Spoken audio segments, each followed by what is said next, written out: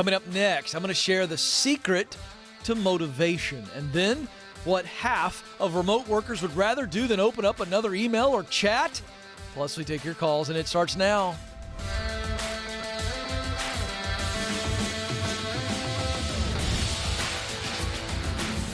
All right, welcome. Here we go. I'm coming to you live from Ramsey Solutions World Headquarters, and you've joined a conversation about who you are, what you were created to do, where you want to do it, and how to get there. And that was my laptop once again, Joe. I know you were going, what's the noise there? I forget to turn the volume down on the laptop. We're live on YouTube, and that means the YouTube channel is up and going on my computer. That means that as you're watching live just after 12 o'clock Eastern Standard Time, I can jump in on the chat room and see what you're up to. So, hey, if you're watching, we'd love for you to give us a thumbs up, subscribe, and share, because we are growing and you help us do that. So let's get to the business of helping you discover what you were born to do. That's what this show's all about.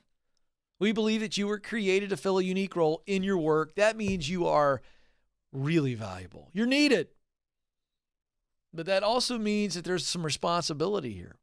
You must be who you were created to be in your work, because somebody's relying on you. And so that's what we discuss. Depends on where you're at in that journey. We give you 7 stages.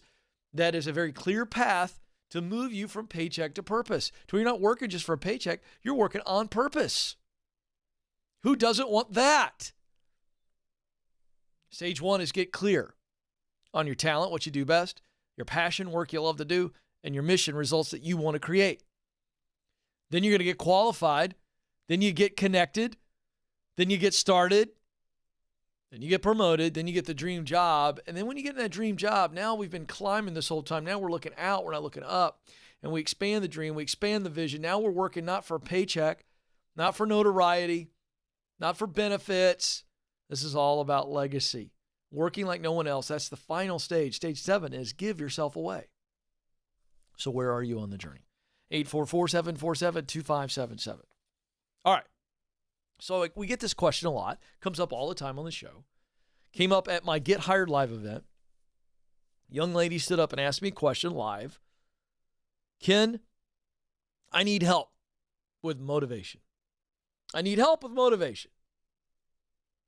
I've been applying. I've been trying to get hired to do the thing I want to do, and it's not happening, and I'm losing motivation. So this is a thing that, a challenge, if you will, that a lot of people deal with. So I asked her, what's the root word of motivation? She responded, motive. So what does motive mean? Motive just simply means a reason for acting. A reason for doing anything. It's the reason. In legal jargon, we see motive all the time. In criminal trials, what was the motive? Did they have a motive? They've been accused of doing this. Did they have a motive? How can you accuse them if they don't have a motive, right? It's the why. Why would they do this? Why do you pursue this? Why do you act on something, right? That's what motive addresses. So I got really nerdy and I did a little bit more research, went back to my, 5th, 6th grade days. I can't even remember, so long ago. And I looked at the word motivation and broke it down. So you got motive is the root word, but then ation is the suffix. How many of you remember suffixes? Oh boy, some of you are getting sick to your stomach already as I bring up that. But the suffix is ation, A-T-I-O-N. So what does that mean? Why is the suffix applied to the root word motive? And it's very simple. The suffix is basically saying you are acting on the motive. So motive is your reason for doing something. That's your reasoning, your why. Motivation is acting on the motive. In other words, acting on your why. So let's bring it full circle. You want to know how to get motivated? Because motivation in and of itself is not a feeling. It's not something you could summon. It's an active word. I must reconnect visualize, clarify my why. We talk about your why at work. That's what this entire show is about.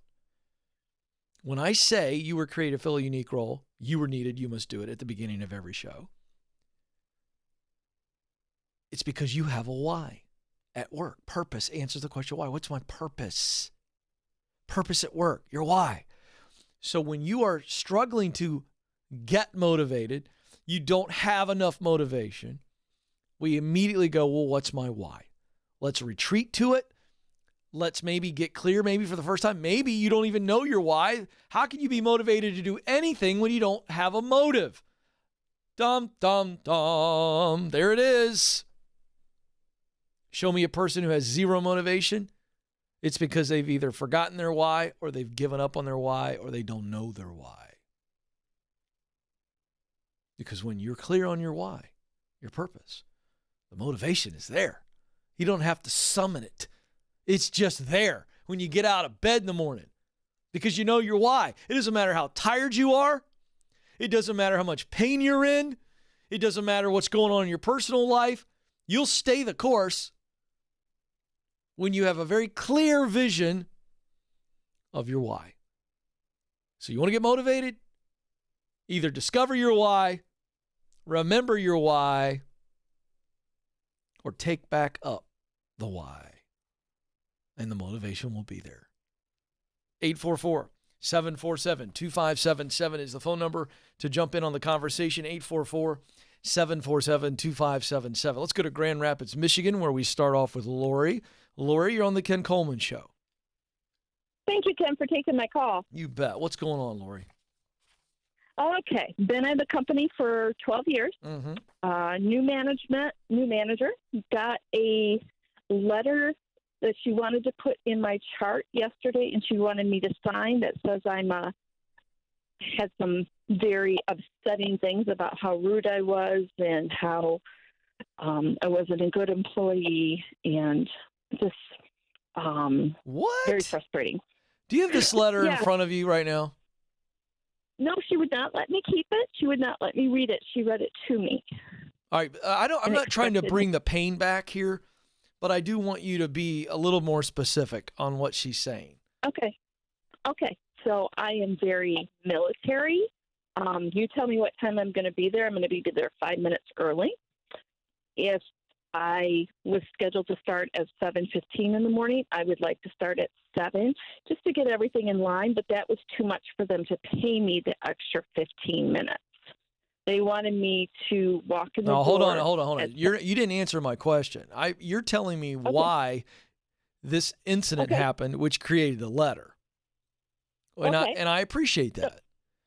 But I want to know specifically what she said, and that's in your file. She said you were rude, correct? Yes. And what else did she say? She said that I'm just not performing I'm not smiling enough, not happy enough. I'm bringing the department down. Okay, and anything else? No, that's about it. Okay, does this all stem from the one incident where you came in early and you've been coming in early and then you said to them, I'm Miss Military, I'm super early, I want to be paid more? No, I never said that. Okay, I know, I'm being silly, but I want you to tell me, what was the incident, or is this multiple incidents where you have been rude and you're a dark cloud? I want to know if you agree with this or what you think is at least leading to this. Then what is she referring to? If you don't think that you're rude, what is she referring to? I am very nervous around people face to face. When I have someone new in front of me, it's very hard for me to make that connection. I work at it every day. I struggle with it. I was put into this position because we lost, since she took over less than a year, we've lost 30% of our employees. Yeah, you're stressed out. I'm put in a position I don't do well, and I was looking for other positions. So I'm not good in that role, and I know that. Okay, so hold on. So, all right, so here's the deal. And by the way, I'm on your side, Lori, but I got to be your coach. I'm on your side. I'm on Team Lori.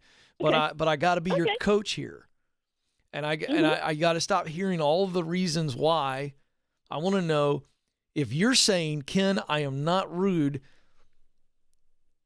then we've got a disconnect. So either she's making it up out of thin air, or her impression of you, and maybe others, I don't know, is that you were rude, and you're going, I'm not rude.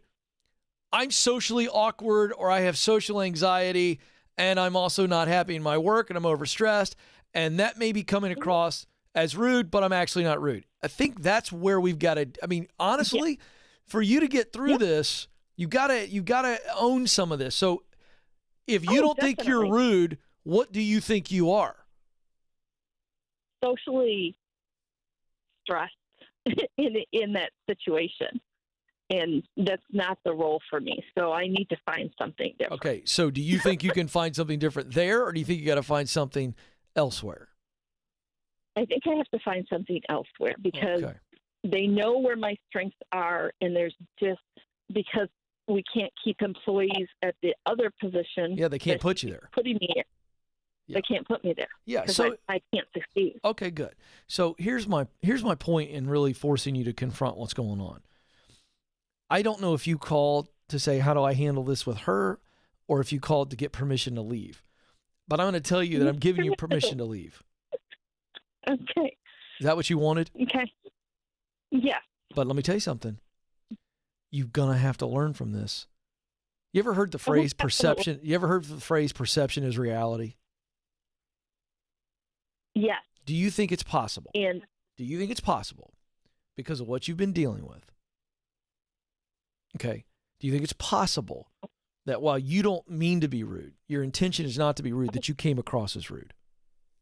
Right. I'm asking you, do you think that's possible? Oh, definitely. Oh, definitely. All right, so I want you to own that. Definitely. So here's what we learned. Yeah. Moving forward. And by the way, you know what? Because she put that on your file and you're planning to leave, you better go build this bridge back. Because we don't know, A, how long it's going to take for you to leave, right? So we need this job. Yes? No. We don't need it. You don't need it? No. Oh, you don't need it financially? No. Oh, great. But here's the deal.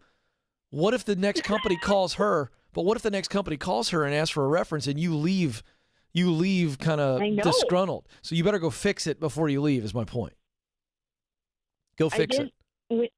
When she left, when she did the letter, I said nothing rude. I said nothing out of sort. I just said, I need to sleep on this tonight, and I will be back with you on Friday morning. And when was that? Is that today? I mean, when was yesterday. that? Oh, okay. That was Wednesday night. Have you signed it yet? I do not work Thursday. No, I did not sign it. Okay, you need to communicate with her today. Don't wait till Friday. I think you've already. Okay. I appreciate you sleeping on it, but you better contact her today. In fact, as soon as you get off the phone with me, here's why. We want to build this bridge. Okay. We want to build this bridge back. So here's what you're doing. Okay, this is what you need to do. You need to call her, not email her. Call her. Okay. Get her on the phone. Let her hear your voice, and I want you to say, "Okay, I slept on it because I've been stressed. I've been in this position and this and this, and I was stressed, and I knew that when you first hit me with this, I knew that I had some huge responsibility in this. And I don't want to be rude. I don't consider myself a rude person, but I know that I'm just really stressed out, not in a happy place as far as just, it's been tough, as you know, and me sleeping on it was not me not taking responsibility. It was me trying to be mature, and I needed to do some reflection on how I can be better. So number one, I'm sorry that I put you in a position and I put our team in this position. I'm sorry that I've come across this way. That's not my intent. And I know that I've got to get better and learn how to deal with some of this stress better. And I'm going to. And I'm right. That's just keep it real high road. Okay. And I have to say, I said a lot of that yesterday already. Okay. Well, you didn't reflect that to me when you just told me that. You just kind of said, I didn't say a whole bunch. So I didn't say a whole bunch, but I'm like, I want to change. I want to do better. I want to grow myself. Well, then if you said all that, that's fine. But all I'm trying to tell you is you better make sure you fall on the sword and you eat crow, whether or not you agree with it or not, because you need to fix this situation so that hopefully she says something really good about you when you leave. I mean, that's what we're doing here. 844-747-2577. Lubbock, Texas is where Christian is. Christian, you're on the Ken Coleman Show. Hey, Ken. Thanks for taking my call. You bet, Christian. What's up? So far, I'm a sophomore at a junior college. I took this semester off because, COVID and everything. And I'm having a difficult time choosing which career path I should follow. Okay. Tell me what that means, difficult time. Does that mean you're having a hard time coming up with ideas, or does it mean you're having a hard time deciding between some ideas? I'm having a hard time deciding between if I should try to do Amazon. Okay, great.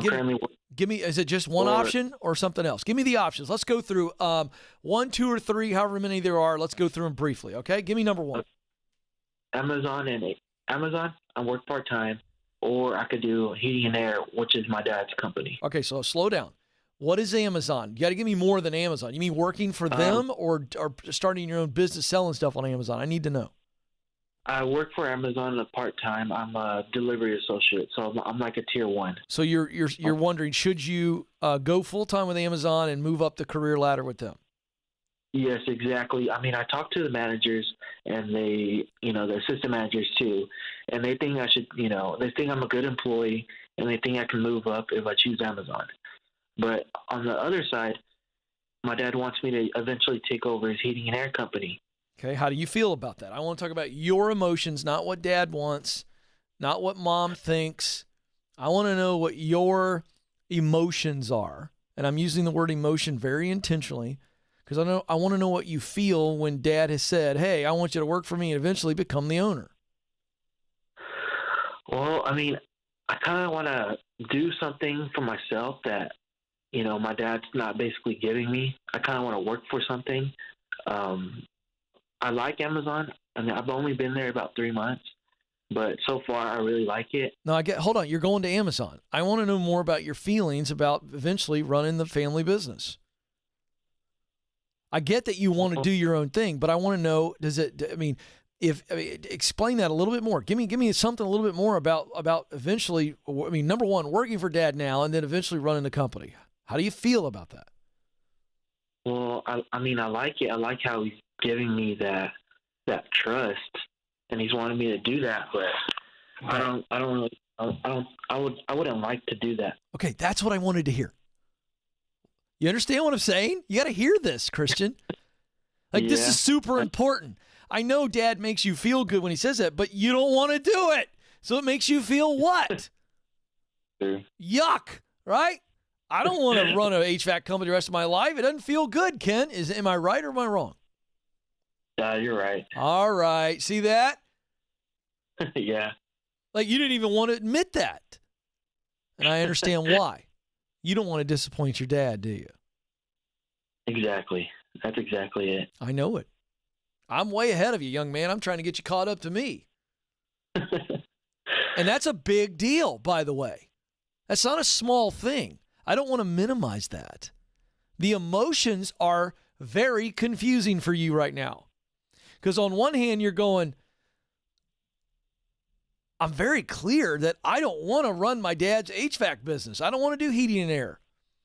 And the idea of doing heating and air kind of makes me sick to my stomach. I don't want to do that. But dad wants me to. I don't want to disappoint dad. Dad's worked so hard starting this business, growing this business, taking care of me and my family. Man, what's dad going to think about me if I say, Dad, I don't want to do it? And now I'm getting really sick to my stomach. One was kind of like queasy. The other's a deep pain, right? Yeah. All right, so here's the deal. Do you think your dad is going to love you if you don't work for him? Yes. Yeah, he's going to love you. Now, is dad going to be disappointed? Probably. Yeah. But he's still going to love you. And you got to remember that. So here's what you have to do. You have to come up with your own direction, your own vision. And when you sit down and tell dad and you disappoint dad, just by simply saying, Dad, I love you. Dad, you've done so much for me. Dad, you want me to run this business one day. And I got to tell you, that blows me away. It warms my heart. Nothing's more important to a son than pleasing his father. Nothing. And so, Dad, I'm torn because I'm so proud that you trust me. But at the same time, Dad, I feel like you did your thing, and I feel like you raised me to do my thing. And I know you want me to do your thing, but I don't want to do your thing, and I don't want to dishonor you by not doing a good job of doing your thing. And I don't want to be an old man and regret that I did your thing to make you happy, but I didn't do what I want to do. And so, Dad, I'm sure this is going to disappoint you.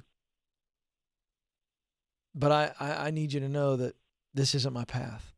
And I need you to accept that. That's the speech. That's the talk. You understand? All right. Yes, sir. How's it feel when I say it to you? How's it feel? It feels like you're on my side. Yeah, but I mean, if you say it to your dad that way, don't you think that that's going to go okay? Maybe even better than okay? Yeah. But here's the deal. This is where this gets weird, man. It's possible that Dad doesn't handle it very well at first. But you got to be careful.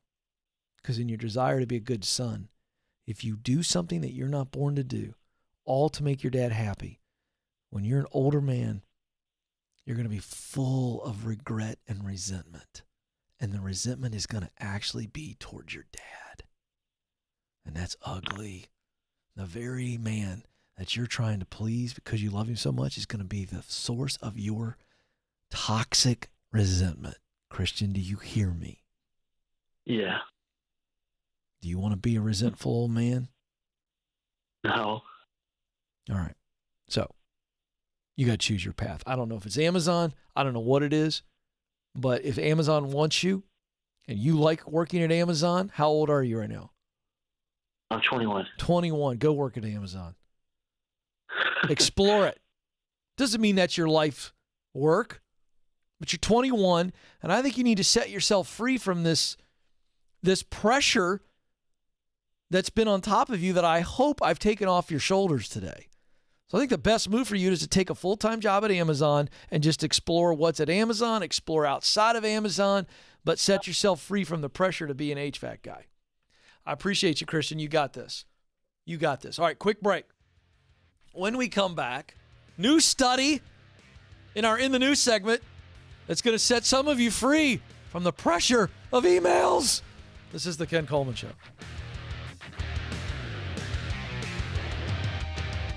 We were drawn to Christian Healthcare Ministries because we both had young families and we wanted to have more children. And we had also just started a real estate company and needed to find healthcare coverage that would meet our needs. We were attracted to CHM because of its low monthly costs and the ability to negotiate medical costs down. Established in 1981 and accredited by the Better Business Bureau, CHM is here to meet the needs of your growing family or small business.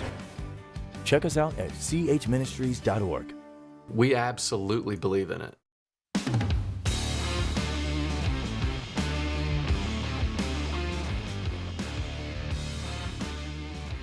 Welcome back to the Ken Coleman Show, where we help you discover what you were born to do. And then we help you come up with a plan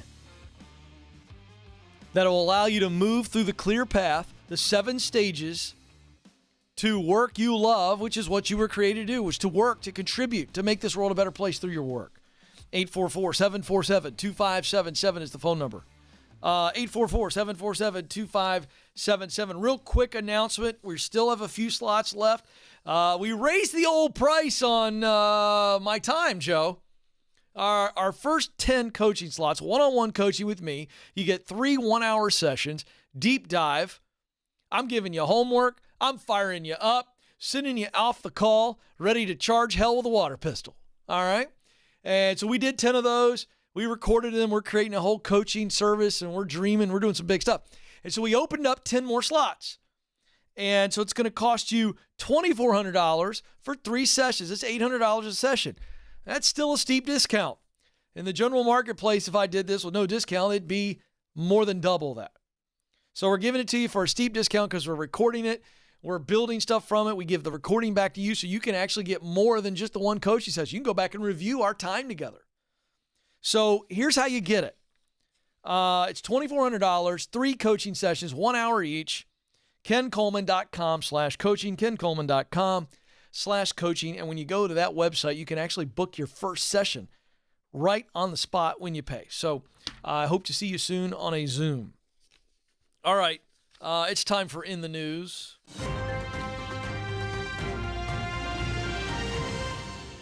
All right. New study from Superhuman. They surveyed 1,000 people working from home to analyze the impact of working from home. The big stat, 49% of people working remote would rather clean their toilet than open more emails. I mean, that's a visceral option. All right? That's not, I'd rather walk the dog than read emails. We get that one. I'd rather take my kids to the playground. I mean, we get all that. I would rather clean a dirty toilet. I mean, Joe, let me just poll the control room. Of all the household chores, I got to believe cleaning toilets is at the bottom of the list. Anybody else got one lower ranked? Cleaning out Trevor, the garage, maybe. Folding clothes? See, I disagree. Folding clothes, they smell nice. It's folding. Cleaning the toilet? Cat litter box. Okay, that's just for, you don't have boys. Oh, that's what it is. Yeah. Cat litter box for me. Cat litter box. Again, same general area. We're talking about poo. Oh, absolutely. Okay? Like, people would rather clean poo and pee than answer emails. Nathan, you got anything lower than cleaning the toilet? Cleaning out the gutter. Cleaning out the gutter. Okay. Again, I'll go rotted leaves over poo and pee every day. But you get my point. It's pretty rough. People are saying, I'm at home. I'd rather do the disgusting work than answer more emails. Leaders, pay attention. Why does this matter? Because 2 out of 5 employees in the U.S. expect to continue working from home until the end of 2021. The report found that most people, because of the pressure, the cultural pressure, this is no longer a work thing, this is cultural. People chase getting their inbox to 0 every day. It's important to 98%. All right, let me check the control room. Is it important to all 4 of you that your inbox is clean or virtually close to empty at the end of each day? I prefer it. You prefer it? Trevor does? Nathan? Yeah, I prefer it. You prefer it, Joe? Oh, yeah. I prefer it. And Amanda does. Absolutely. Hey, at the end of today's show, I'm going to bring my laptop in and show you my current inbox. It is going to absolutely freak you people out. I don't struggle with this. And I'm going to teach from this in just a second. I'm going to blow some of you people's minds because you're like, I feel like a loser if my inbox isn't empty at the end of the day. Wait for this. This isn't a Ken preference thing. All y'all need to get free from this. So I'm teaching to you all too. Listen. The need to immediately respond to messages is causing stress among workers. The majority of employees, 64%, said they would rather commute to work again. These are people working at home in their pajamas. They'd rather commute than sort through emails, Slack, team meetings, and other notifications like chats. 29% of people in the office said that email and chat are stressful enough to make them want to quit. We are overcompensating for the lack of in-person working by firing off endless messages and responding without delay. I've said this before on this program. There is a tyranny of the urgent that email and text are putting on people. All right, ladies, listen, we did an audience survey. 56% of my audience is women. Ladies, listen. Women feel more pressure and obligation to address and respond to incoming emails than their male counterparts. 64% of women said they can't go more than 5 minutes without opening a notification or some form of communication from work. Whereas only 56% of men said the same. Women are 75% more likely than men to say they enjoy work less now than they did pre-pandemic. And then boomers, Joe's generation, are more chill than their younger colleagues when it comes to feeling pressure to be current in their messages. Nearly a third, 33% of work-from-home employees who are 40 or younger can't wait a minute after waking up to check their email. Consequently, those older than 40, that's me, only 19% are checking their messages right away. I'm going to tell y'all something. This has got to stop. And I'm letting that sit for just a minute. I'm about ready to go on a rant. I'm just warning everybody. I'm going to make you all uncomfortable too, because you know what? If I'm the coach I say I am, what do coaches do? It's time for a little locker room moment where I kind of get up in everybody's face about email and messages, because I just gave you the data. So if you want to disagree with me, that's fine. It's not my opinion. Now I'm about to drop opinion on you, and you can disagree with this at your own peril. When you have email and text messages or interoffice, Slack, whatever the crap that stuff is, I don't do any of it, by the way. When you make that the center of your day of work productivity, you are truly putting yourself in the hamster wheel from hell. There's no creative thinking time that is intentional, because everything has to be around email. Well, I'm answering email all the time. I got to answer his email. I got to answer, oh, the email came in. I got to answer the email.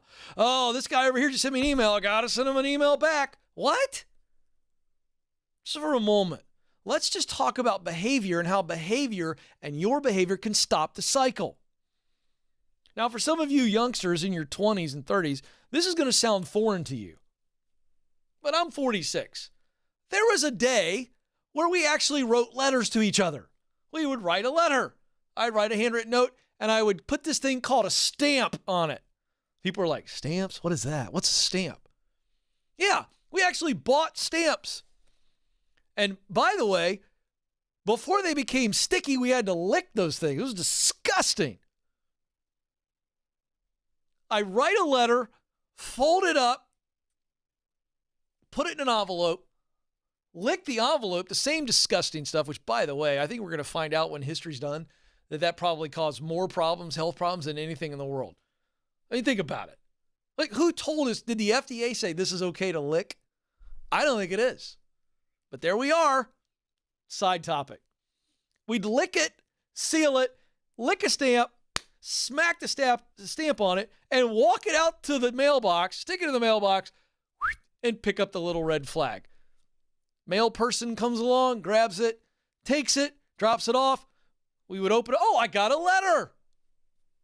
I'd open it up, pull it out, read it. Huh, that's very nice.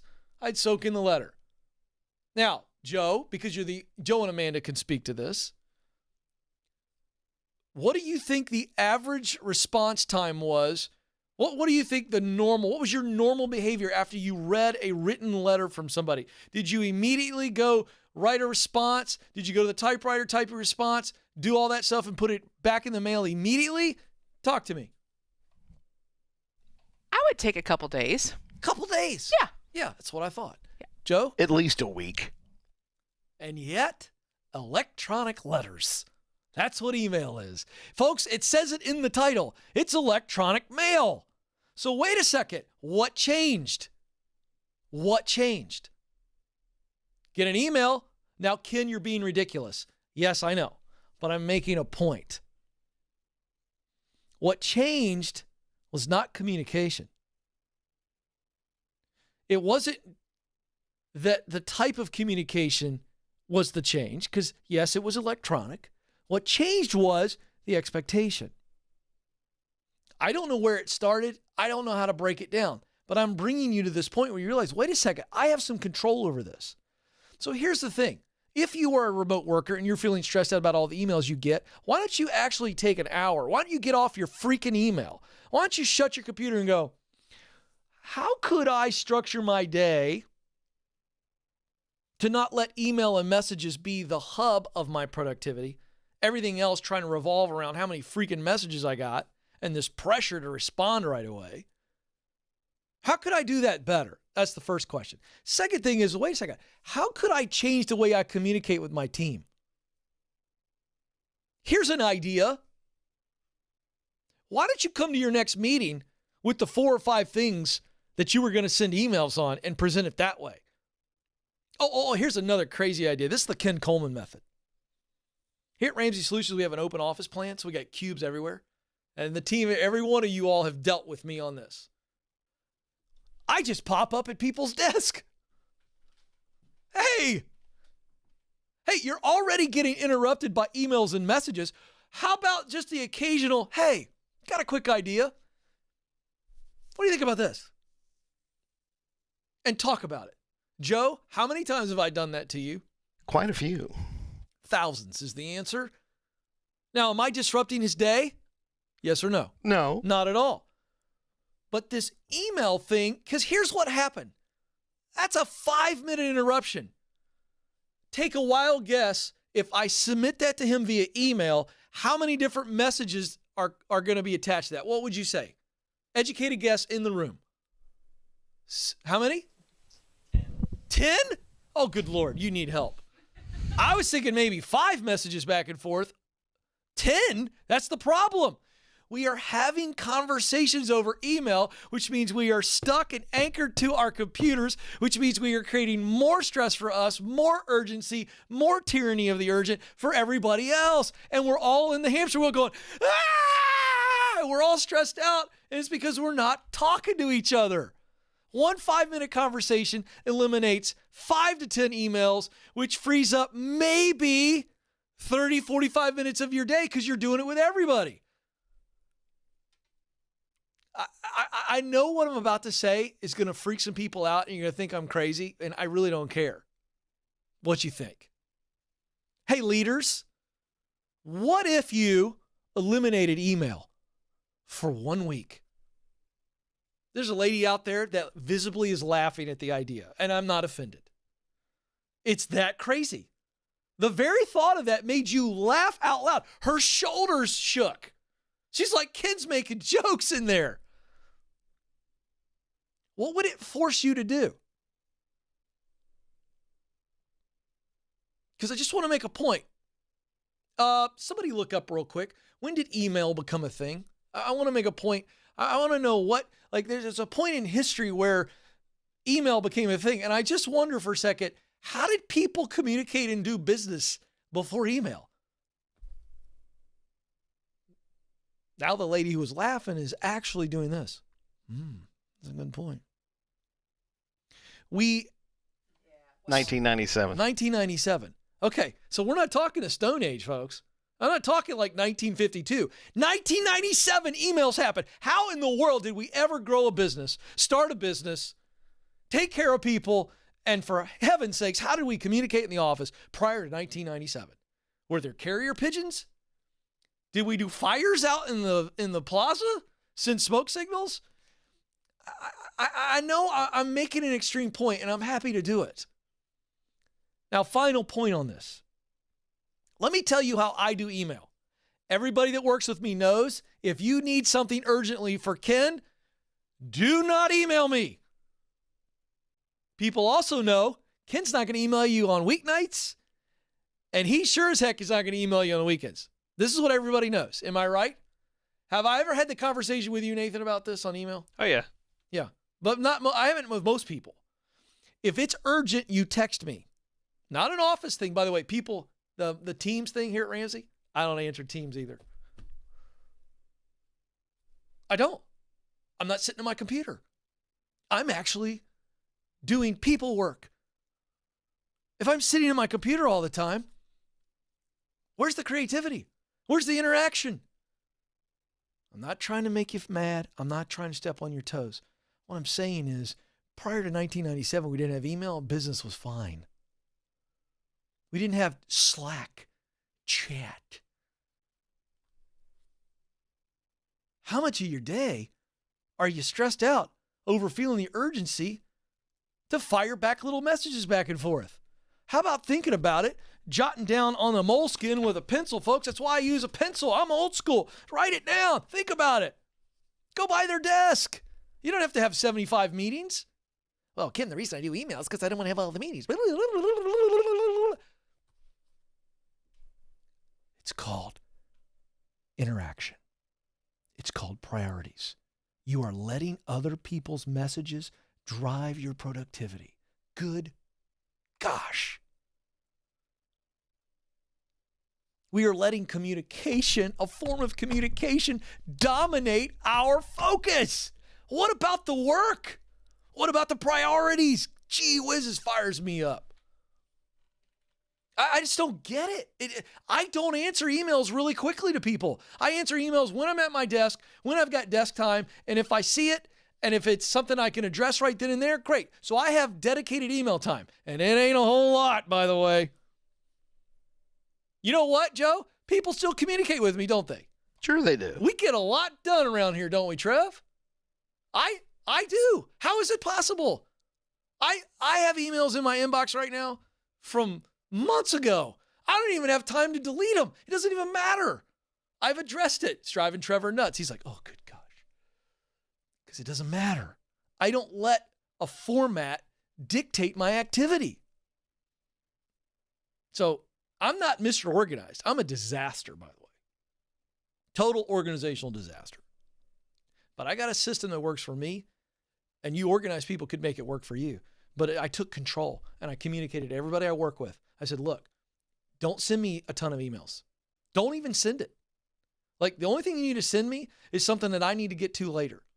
So the type of emails I get, I'm speaking to 3,000 leaders in Dallas at our Entree Leadership Summit on Monday. I'm interviewing President George W. Bush at the event. I'm doing another interview. I've got several things. I've got documents in my inbox from that team that I need for my minute-to-minute, my talk, the PowerPoint stuff I'm using that we've worked with, and they send it to me, and it's just there, and I'll pull it up later. But people don't send me a bunch of email for my opinion on stuff. They come talk to me. We have strategic meetings where we discuss all these things, and we're communicating beautifully. And guess what? I don't have any stress about my inbox. And it's not empty. There you go. My work here is done. I've thoroughly confused some. I've set some others free. Before I go, I want you to remember that you matter and you do have what it takes. Thank you so much for joining us. Until next time, this is the Ken Coleman Show. Press on.